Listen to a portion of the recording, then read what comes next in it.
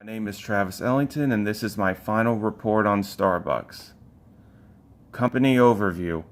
Howard Schultz took the Italian coffee bar culture from Italy and implemented it in the US, and this later became known as the Starbucks experience.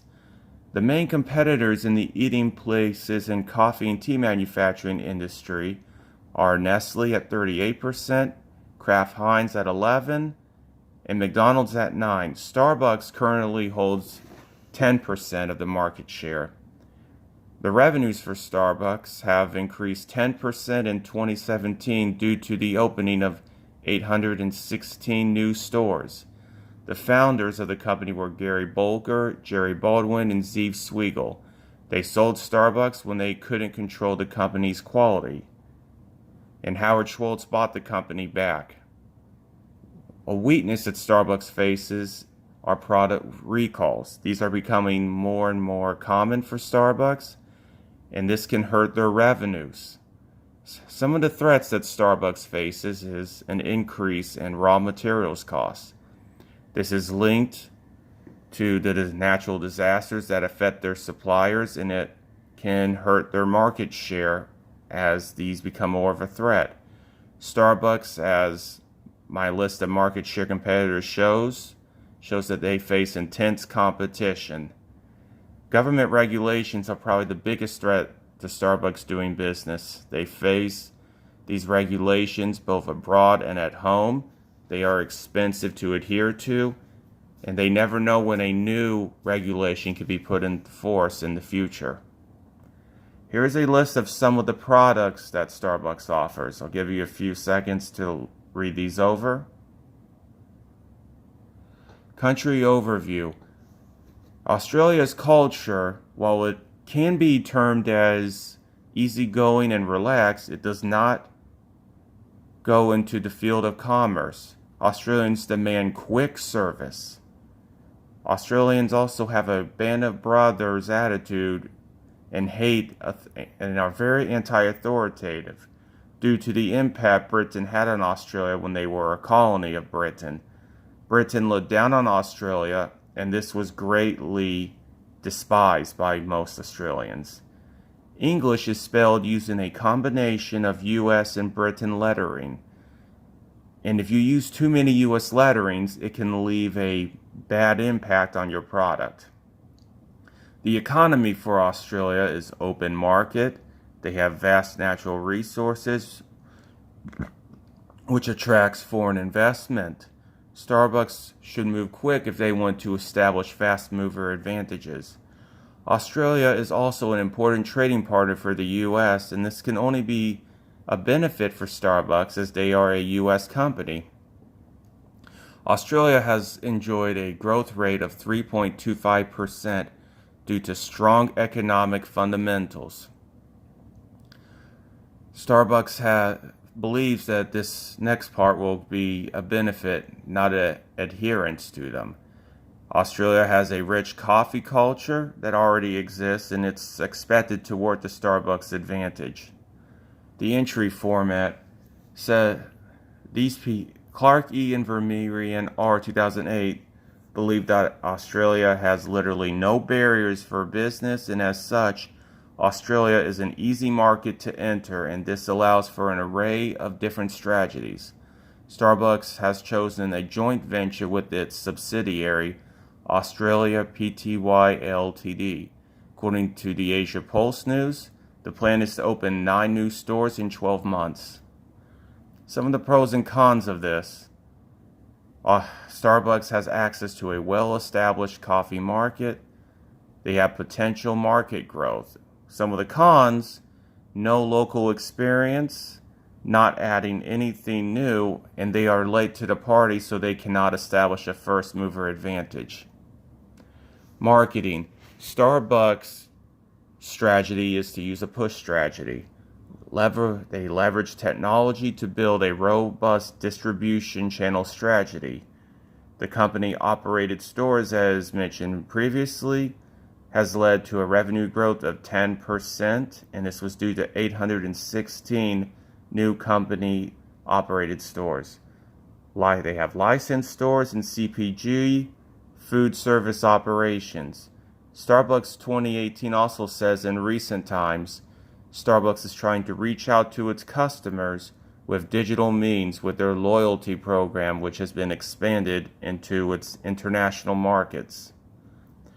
Starbucks' strategy of doing business is not to advertise, it is to connect with customers on an emotional level, i.e. the Starbucks experience. An example of this connection is, according to Jimmy Rodilla, Starbucks encourages customers to express their thoughts through discussions. Then they join these discussions, making the whole deal very personal. I already said that. Marketing.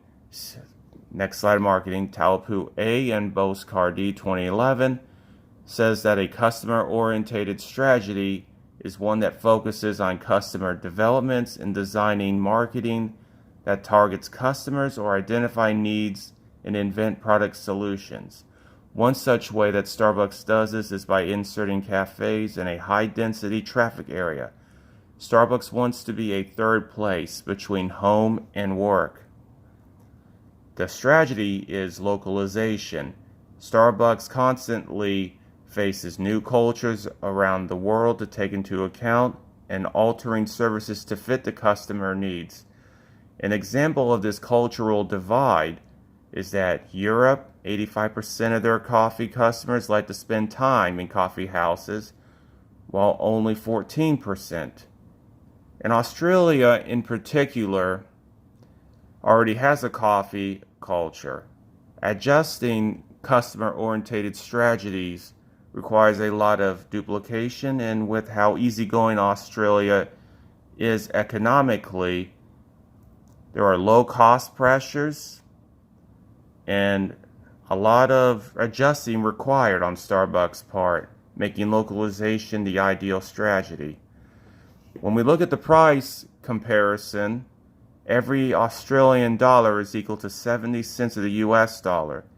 Looking at the prices of 3 particular drinks off of the Australian website and then doing some basic math, I can see that an iced latte would be $3.15 in USD dollars. 3 iced latte would be $3.50, and the iced latte is $3.85. Human resources. Sandra Porter says that 75% of management is promoted from within. Experience Manager, one of the tools that Human Resources is using, is what is important. It's what's important to a particular manager at the time and how they go about connecting with it. Starbucks looks for people putting the customer first. That is what they want most of all. My suggestion would be for Starbucks to branch out for talent elsewhere instead of going back to the same source.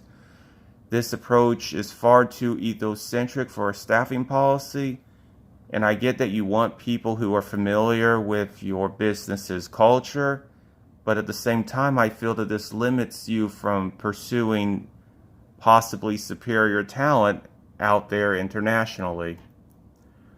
Starbucks unfortunately failed in Australia.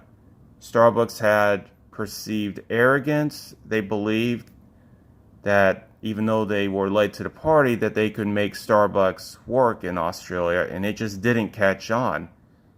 After all, it was already a coffee-based culture. One already existed in Australia with brands that were already set up. Failure to advertise was also another problem. Starbucks really advertises. They rely on word of the mouth. Maybe this is one case that they should have advertised, being that they had no existing presence beforehand. In conclusion, I think Starbucks is a company that cares more about developing customer relations than anything else. Starbucks' strategy is a customer-oriented approach in adjusting products and services to match their country of business. They use a localization approach. HR is egocentric in its staffing policy, and I kind of feel that this can limit what they could do. The lesson to learn from Australia was that Starbucks was not bringing anything new. The perceived arrogance cost them dearly, and they should learn from these mistakes by trying to find something new that they don't have in place already.